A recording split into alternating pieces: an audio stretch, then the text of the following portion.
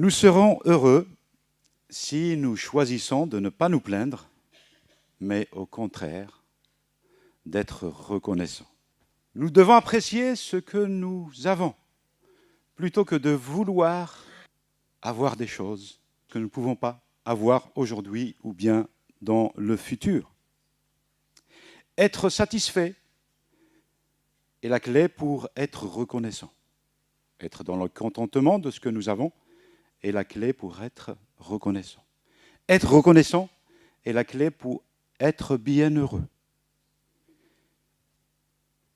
Alors, sommes-nous dans la reconnaissance pour ce que nous sommes, ce que nous faisons, ce que nous possédons? Les gens reconnaissants sont des gens bienheureux, sont dans la joie. Alors que les gens qui ne sont pas dans la reconnaissance, qui ne sont pas dans la gratitude, ou entre guillemets des gens ingrats, ils sont malheureux. Un homme ingrat est un homme qui est froid, qui est indifférent en la miséricorde et l'amour de Dieu. C'est un homme qui ignore ou qui oublie à quel point il est dépendant de Dieu. Nous les croyons. Nous avons conscience que nous sommes dépendants de Dieu, dépendants de sa grâce, dépendants de son amour. Nous allons méditer ce matin sur un passage, sur un texte de l'apôtre Paul. Il s'agit de la lettre aux Éphésiens, où il est question justement d'être reconnaissant. Nous l'avons chanté ce matin. Nous avons remercié ce matin notre Seigneur. Le Seigneur nous appelle à entretenir notre reconnaissance envers notre Dieu. Paul, l'apôtre, est un homme qui a appris lui aussi la reconnaissance, malgré parfois l'adversité, l'opposition. Même quand il était en prison et il louait Dieu, il était reconnaissant envers son Seigneur. C'est en l'an 62, quand justement il était en prison à Rome, qu'il a envoyé cette lettre à ses destinataires, à ces chrétiens d'Éphèse. La communauté d'Éphèse était implantée par Paul lui-même 10 ans auparavant, vers l'an 51-52, lors de son deuxième voyage missionnaire. Il est passé par Éphèse. Et puis, lors de son troisième voyage, il est resté plus de 2 ans à Éphèse. Éphèse qui est la capitale de l'ancienne Asie mineure, aujourd'hui dans l'actuelle Turquie. Il a enseigné, il a exhorté, il a fait des disciples pendant plus de 2 ans. Et ainsi, par la suite, 10 ans après, il leur envoie un mot d'encouragement, cette lettre d'encouragement. Nous allons voir un passage ce matin, dans le chapitre 5 de la lettre aux Éphésiens. Lisons donc les versets 15 à 20. Éphésiens chapitre 5, versets 15 à 20. Ainsi prenez donc garde à votre manière de vivre. Ne vous conduisez pas comme des personnes insensées, mais comme des sages. Saisissez toutes les occasions qui se présentent à vous, car les jours que nous vivons sont mauvais. Ne soyez donc pas déraisonnables, mais efforcez-vous de comprendre ce que le Seigneur attend de vous. Ne vous enivrez pas de vin. Il mène à un comportement malfaisant, mais soyez remplis de l'Esprit Saint. Encouragez-vous les uns les autres par des psaumes, des hymnes et des cantiques inspirés par l'Esprit. Chantez des cantiques et des psaumes pour louer le Seigneur de tout votre cœur.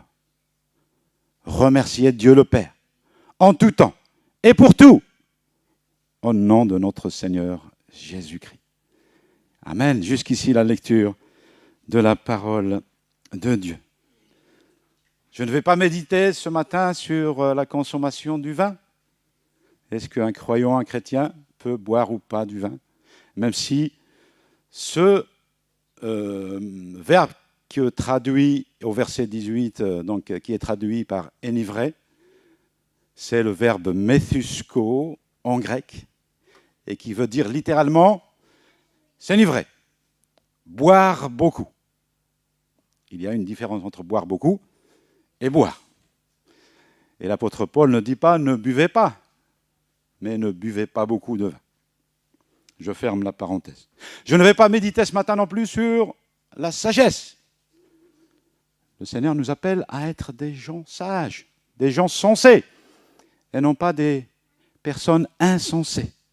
Mais vous l'avez compris, je vais méditer ce matin sur l'action de grâce, sur la reconnaissance, sur la gratitude. Comment vivre la reconnaissance envers notre Dieu? Un enfant de Dieu, un chrétien, est une personne qui est née d'en haut, née de l'Esprit Saint. Le chrétien obéit au Père céleste et fait la volonté de Dieu. Il marche dans l'humilité, il marche dans la sanctification, il marche dans l'unité avec les enfants de Dieu. Et ensemble, ils vont partager l'amour de Dieu. Ils vont partager la bonne nouvelle de l'Évangile. Nous sommes remplis de l'Esprit. C'est quoi un croyant qui est rempli de l'Esprit? C'est celui qui obéit au Saint-Esprit. C'est celui qui vit selon ce que le Saint-Esprit veut le faire vivre pour porter des fruits dans sa marche avec le Seigneur, pour la gloire de Dieu. La reconnaissance, l'action de grâce est donc un fruit important dans la vie du croyant et dans son œuvre pour la gloire de Dieu. Il n'est pas normal que des chrétiens ne soient pas reconnaissants, qu'ils n'expriment pas la gratitude de ce qu'ils sont sauvés, de ce qu'ils servent le Seigneur. Au fur et à mesure que l'enfant de Dieu grandit spirituellement, il grandit aussi dans la reconnaissance envers son Dieu. Dans notre texte, le contexte, c'est quoi? Nous sommes dans cette ville d'Éphèse où Paul présente l'opposition entre la marche charnelle, selon la chair, et la marche selon l'esprit. Des gens à Éphèse buvaient beaucoup. Ils s'enivraient. Et donc ils marchent dans l'immoralité, dans la débauche et dans plein d'autres bêtises. Et Paul présente l'autre voie de marcher, non pas rempli du vin, mais rempli du Saint-Esprit, pour faire des bonnes œuvres pour le Seigneur. Amen. Nous marchons par la foi. Amen. Nous marchons par l'Esprit. Alléluia. Et nous chantons les louanges de Dieu comme nous l'avons fait ce matin et comme nous le faisons chez nous. La louange, c'est une des conséquences, c'est un des fruits de notre appartenance au Seigneur. C'est un des fruits que nous avons, le Saint-Esprit en nous. Amen. Chanter Dieu est une manière de lui être reconnaissant par des paroles confessées, par des paroles entonnées. Vivre la reconnaissance commence par là. D'abord, chanter et louer Dieu. En toute chose et pour tout. Le chrétien, donc rempli de l'Esprit, chante les cantiques, les psaumes. Qu'il ait une belle voix ou une voix de casserole, il va louer son Dieu. Il va le chanter. Alléluia. Et donc l'enfant de Dieu est heureux. Nous l'avons chanté plusieurs fois ce matin. Nous sommes heureux. Enfin, nous l'avons remercié, nous l'avons prié. Nous sommes heureux. Et donc, ce cœur joyeux, ce cœur heureux va chanter, va chantonner Dieu, va célébrer les louanges de Dieu. Nous exprimons notre joie d'être sauvés, notre joie de connaître le Seigneur en adorant notre Dieu. À l'église, dans la rue, à la maison, sous la douche ou dans la baignoire. Nous, dans la voiture, voilà, mais en gardant les yeux ouverts, voilà. C'est mieux. Et Dieu est heureux de voir ses enfants le chanter, le louer, le remercier. Amen. C'est ce que Dieu désire.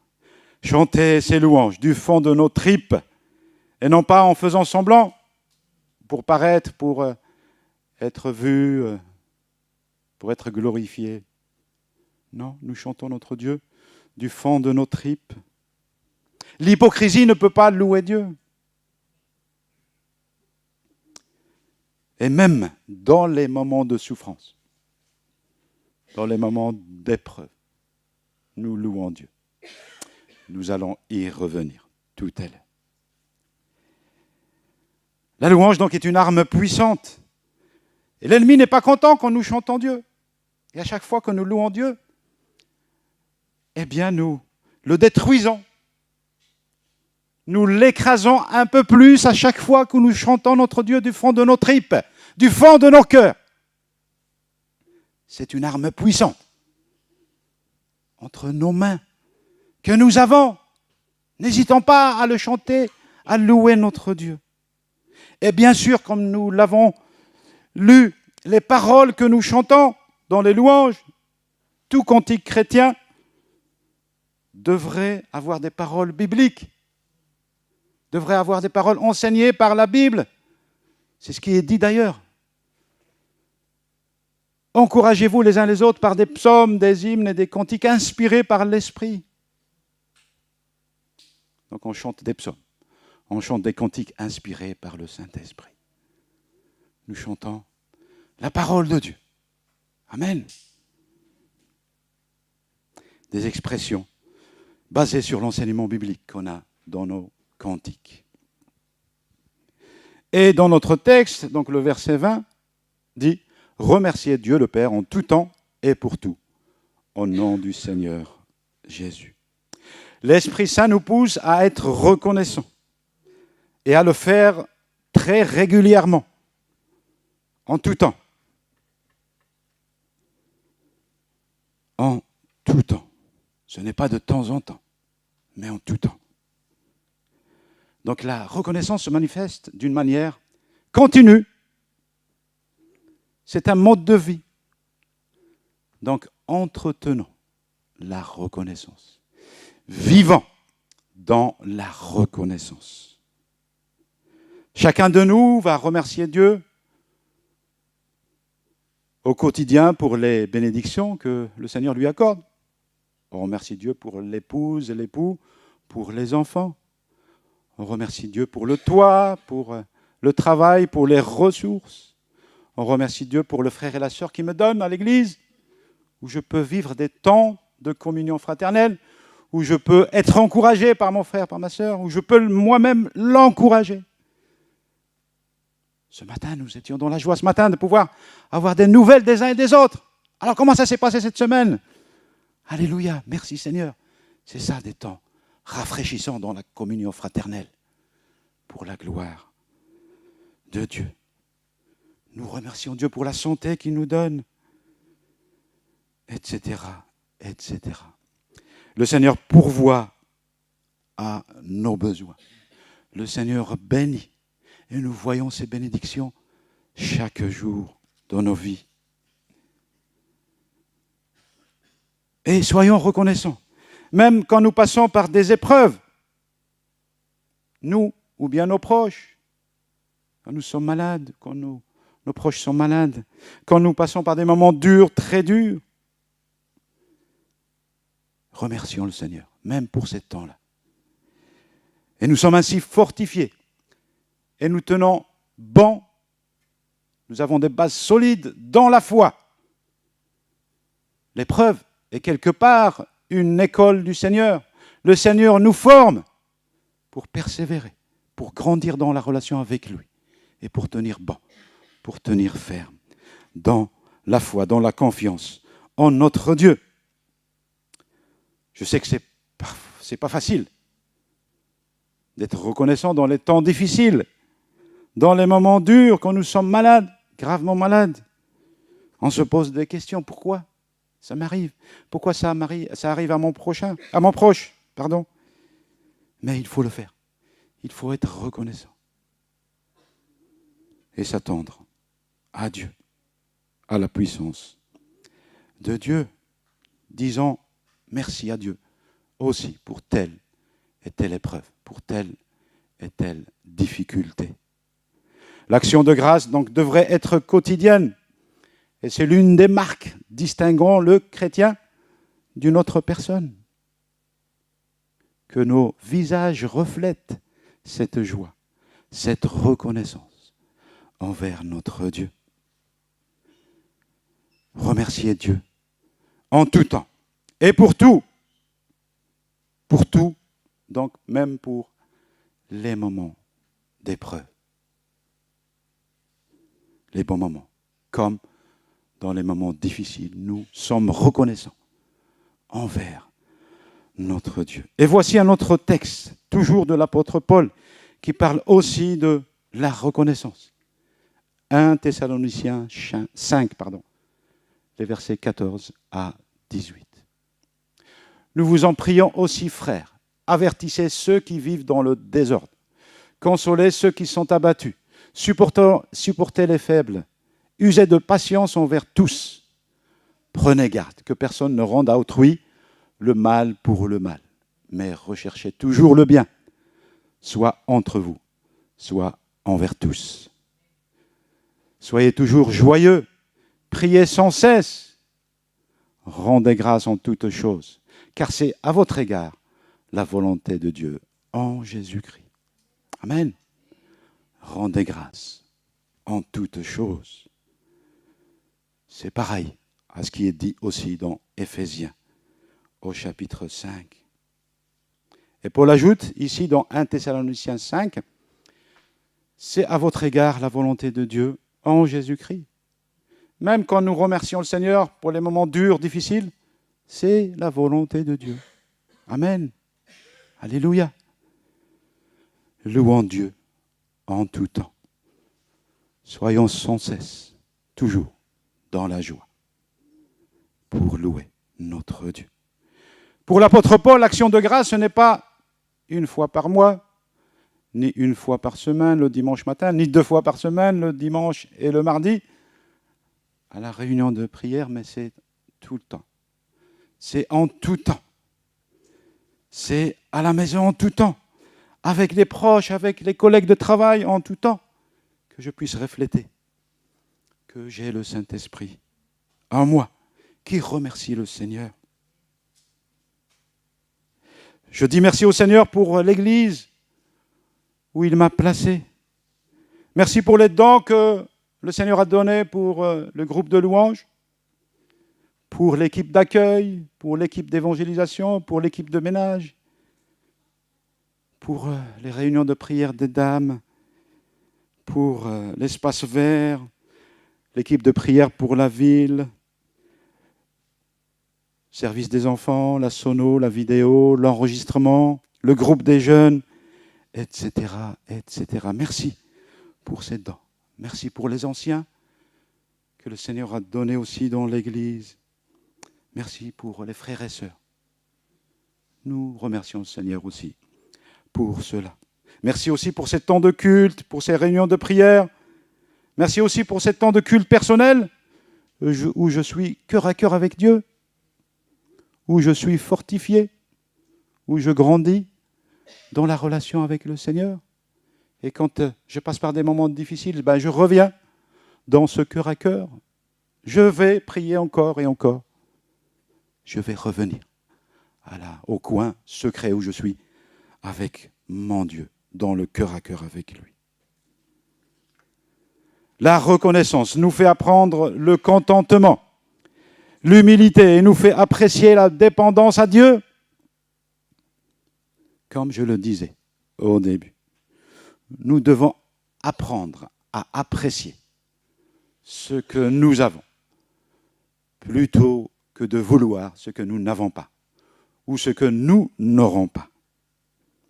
Être satisfait, être dans le contentement est la clé pour être reconnaissant. Raison de plus pour une personne chrétienne.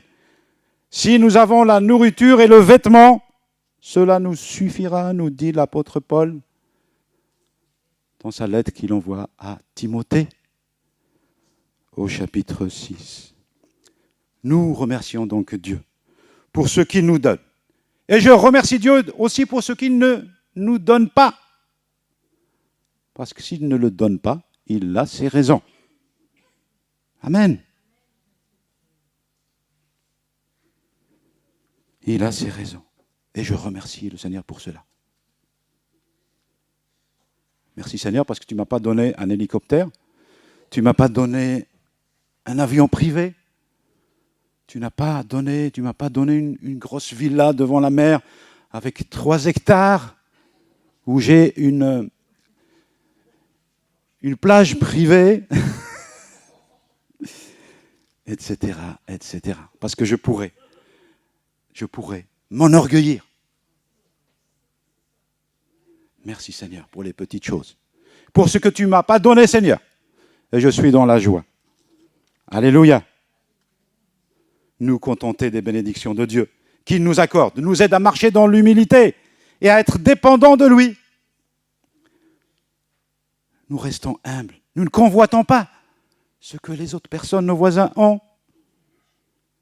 La satisfaction nous apprend la dépendance à Dieu. Oui, nous savons que notre Dieu est notre Père. Un enfant est dépendant de ses parents, de son père. Il ne s'inquiète pas pour le lendemain, l'enfant. Il ne va pas prier dans son coin, oui, papa, donne-moi ceci ou cela. Il sait que son papa pourvoit. Il sait que son papa va acheter des vêtements. Il va le nourrir. Il va le garder, le protéger. Et l'enfant va remercier son père. Merci papa pour les vêtements que tu m'as donnés. Merci papa pour les cadeaux de Noël que je reçois.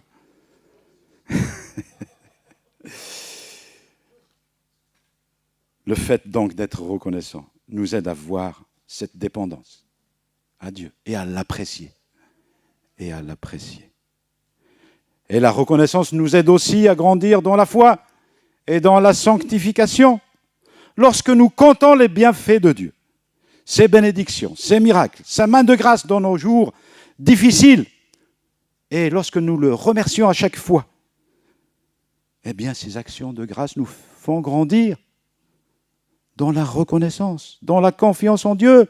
Elles nous aident à marcher un peu plus encore avec Dieu, avec son esprit, et dans la sanctification. Nous remercions le Seigneur pour ses miracles. Et nous nous souvenons de ses actions de grâce, de ses miracles dans nos vies. Nous nous rappelons des miracles, des bénédictions. Et cela nous aide à grandir dans la foi. Amen.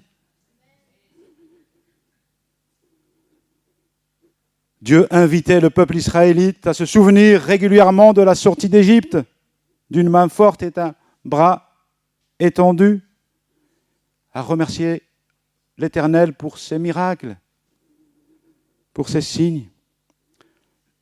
Nous sommes le nouveau peuple de Dieu et le Seigneur nous invite aussi à nous souvenir de ces miracles, de cette sortie non pas d'Égypte, mais cette sortie de l'esclavage, du péché. Amen. Pour être libre, mais libre à marcher dans l'esprit, non pas libre à faire des bêtises. Un chrétien qui est libre, c'est celui qui marche par la foi, par l'esprit, rempli de l'esprit. Il marche selon ce que le Saint-Esprit veut le faire marcher, veut le faire vivre, pour porter des fruits. Le fait de rendre gloire au Seigneur, le remercier, nous aide à rester attachés à son amour et nous fait augmenter notre foi. Amen. Nous connaissons tous George Müller,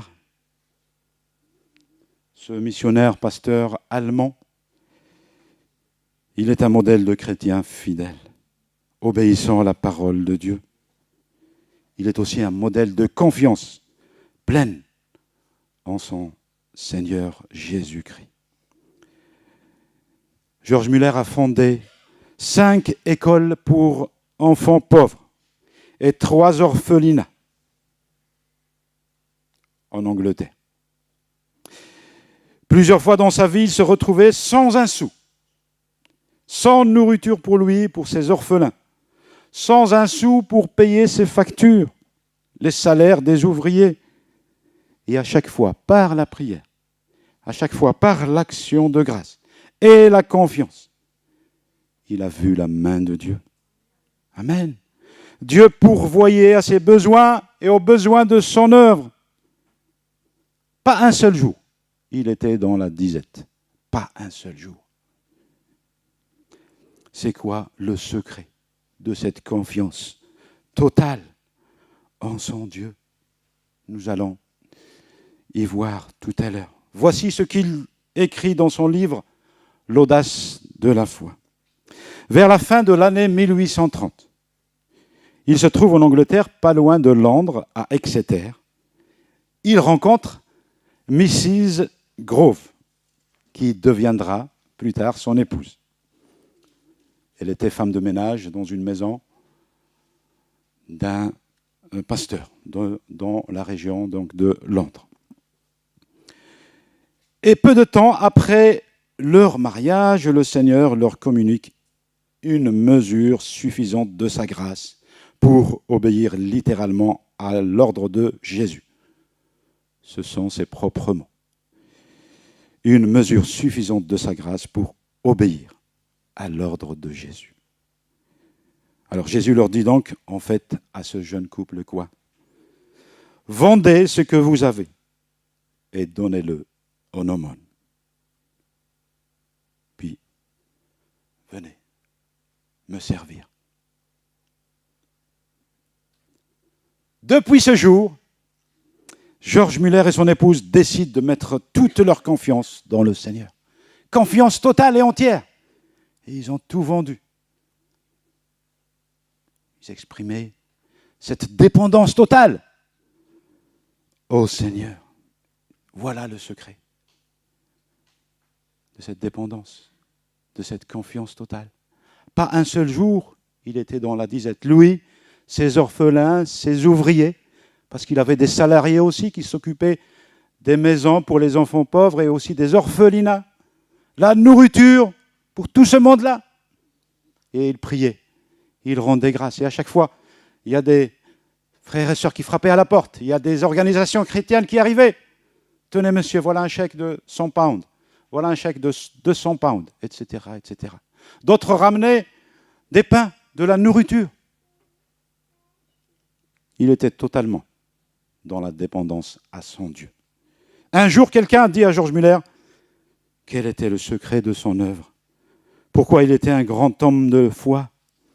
Il a répondu. Ce sont ses propres mots, je le cite. Il y a eu un jour où je suis mort à George Muller, mort à ses opinions, mort à ses préférences, mort à ses goûts, mort à sa volonté, mort au monde, mort à son approbation, mort à ses critiques, et même à l'approbation et au blâme de mes frères et de mes amis.